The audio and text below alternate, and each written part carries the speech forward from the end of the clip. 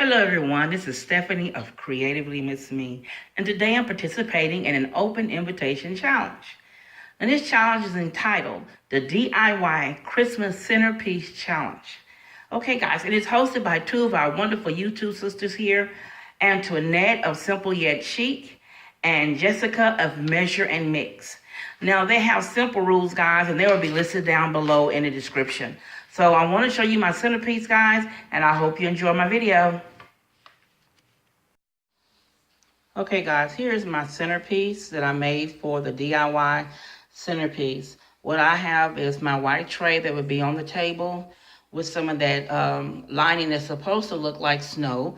And my centerpiece, the ornament in the middle I've had for years. I bought it at the Dollar Tree years ago. Then I have my two silver reindeer. I love those reindeers.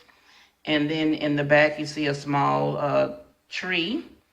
And then I have my candle holders. They were a DIY. They're similar to the ones that I saw at Kirkland's. I will try to include a picture to show you guys the ones I saw at Kirkland's.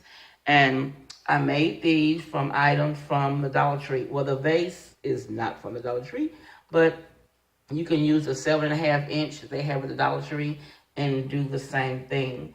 I included this sticker here from General Dollar. On the front with the snowflake appeal, because I'm going to be using snowflakes design in my breakfast table this year.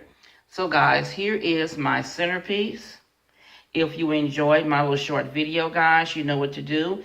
Give me a thumbs up, comment, and share my video. And if you're not already a member of the Creatively Miss Me family, please do so by clicking the subscribe button down below.